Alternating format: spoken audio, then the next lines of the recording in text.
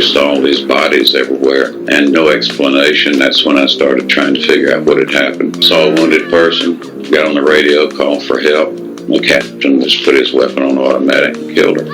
This is one of the commanding officers on the ground. Commanding officer. It appeared that something was going very wrong that we couldn't understand. Next time we landed in a ditch that had over 100 bodies in it. Some of them weren't dead yet. So I asked for help again, and I asked him, I said, can you help these people out? And the soldier said, yeah, we'll help them out of their misery. And that's when I just told them, quit joking around, help them out, okay? They said, yeah.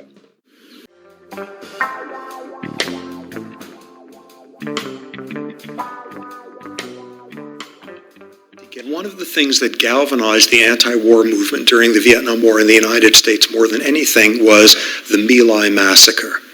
A brigade of American soldiers went into the village of My Lai, undefended, no weapons, made up of elderly people and children, went in there and killed 350 to 500 civilians, mutilated bodies, gang raped before killing, killed every animal in there, burned the fields, an appalling atrocity.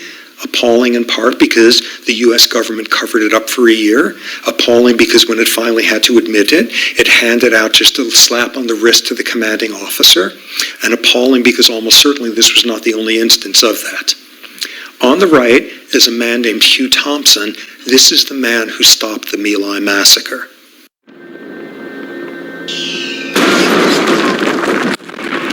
People suffer in war. I can't answer what it accomplishes.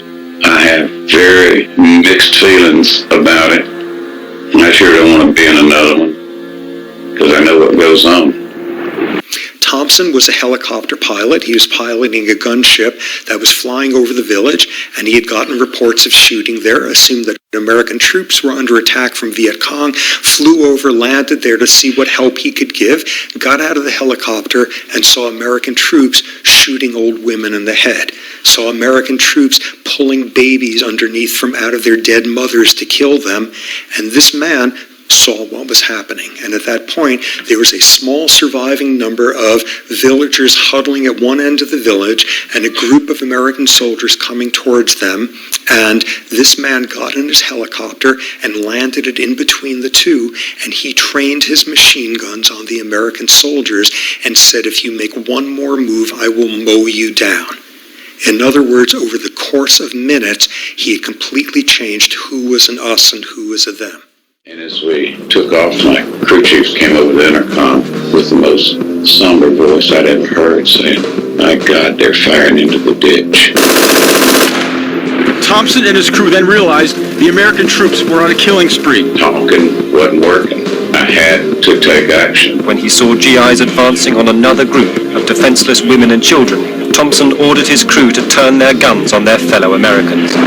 He landed the aircraft in between the American forces, and the Vietnamese people got out of the aircraft, and he went and had words with a lieutenant on the ground. These are human beings! Unarmed civilians! The lieutenant outranked him, but he gave the lieutenant an order and told him to keep his people in place. Get back! With the aid of larger helicopter gunships, Hugh Thompson and his crew succeeded in airlifting to safety over a dozen old men, women, and children. When I did instruct my crew to open up on them if they open up on any more civilians, that particular day I wouldn't have given it a second thought.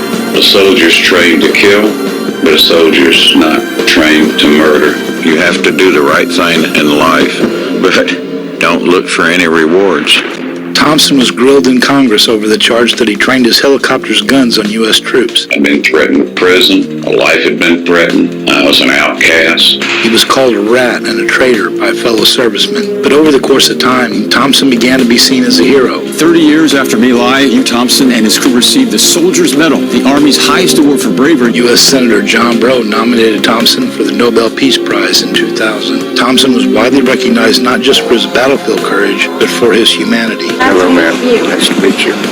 Thank you very much. She had been dumped in the ditch but survived, shielded by the bodies of the dead.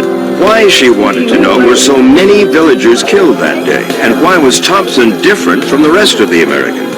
I saved the people because I wouldn't talk to murder and kill. I just wish we could have helped more people that day. In fact, they did help more people. Some scholars we saved upwards of 20,000 lives because that operation was supposed to go on for 4 days, and there was up to 20,000 people lived in all those villages. You know, I've always heard the old saying, I thought it was kind of corny, but you can make a difference. Well, ladies and gentlemen, boys and girls, I guess I proved you can make a difference. And the main point of all of these people is none of them have any brain regions that we don't have. None of them invented any new types of neurotransmitters. They do epigenetics the same way we do, the same hormones, the same everything. They put their pants on one leg at a time the same way we do. Almost none of them had any indications beforehand that this was going to be someone capable of this sort of extraordinary change. So what I think we're left with here at the end is sort of an inversion of that like inevitable Santayana cliche of those who don't hunt and study history are destined to repeat it. What we have here, I think, is in fact quite the opposite. Those who don't study the history of astonishing human change and don't understand the science that begins to explain why to make that more likely, those of us who don't study that are destined not to be able to repeat moments like these. We came across a ditch. It had bodies in it, a lot of them. Women, kids, old men. I remember thought going through my mind, how did these people get in a ditch? And I finally thought about the Nazis, I guess, and marching everybody down into the ditch and blowing them away. Here we are supposed to be the good guys in the white hats. It upset me. I admire you so much for your courage and your determination, and your story was so touching. Thank you, ma'am. Thank you very much.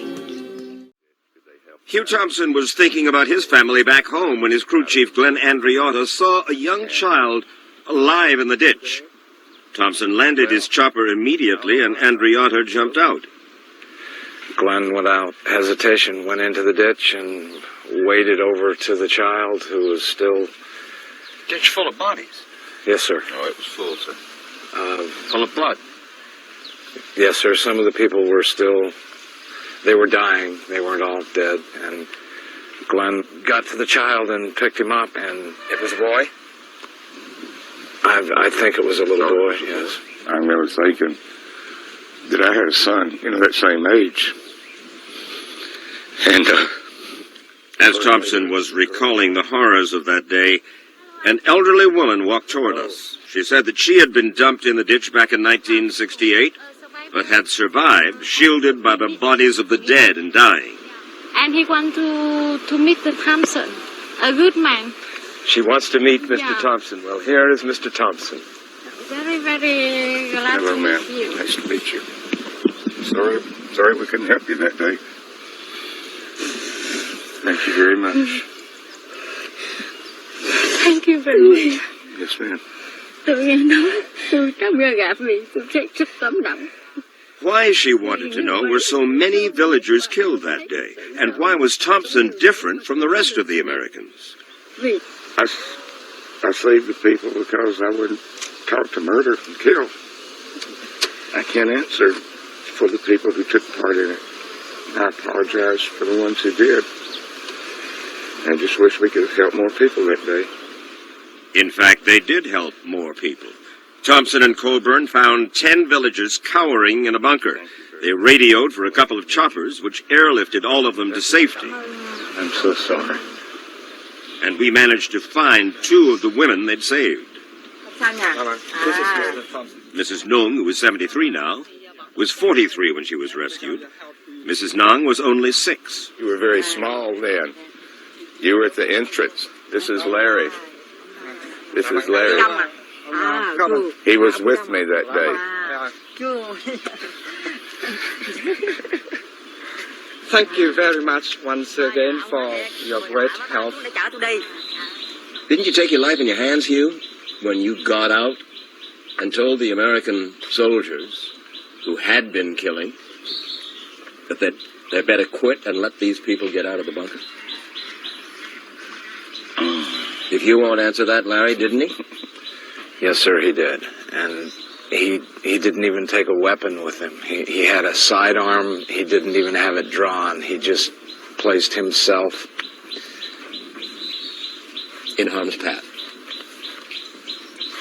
And I was thinking that at that point anything could have happened. And we watched Mr. Thompson go to the bunker and bring the people out. And you had seen all of these bodies before then, so that you knew what was going on? It was pretty obvious what was going to happen if he didn't take action when he did. And well, what would have happened is that these two women would not have survived, and these children would not be here. What a sense of joy and satisfaction it must be for the two of you guys. A lot of joy, a lot of satisfaction, and a lot of hurt too. Because, you know, I know the numbers that didn't make it, and it was meaningless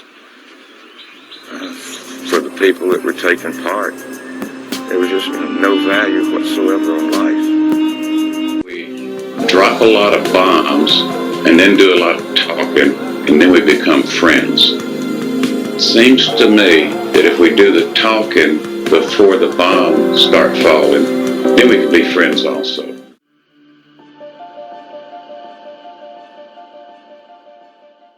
These are my sources used with fair use under the U.S. copyright law for educational purposes.